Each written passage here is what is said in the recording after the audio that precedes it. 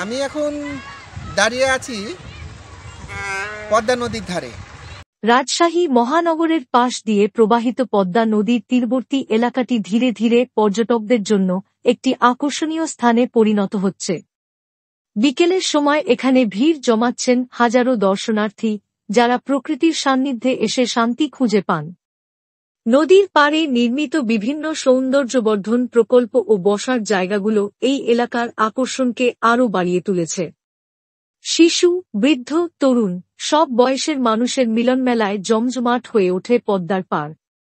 স্থানীয় বাসিন্দারা জানান, বিকেলের সময় এখানে এসে নদীর দৃশ্য উপভোগ করার পাশাপাশি হাঁটাহাঁটি ও পরিবার পরিজনের সঙ্গে সময় কাটাতে ভালো লাগে।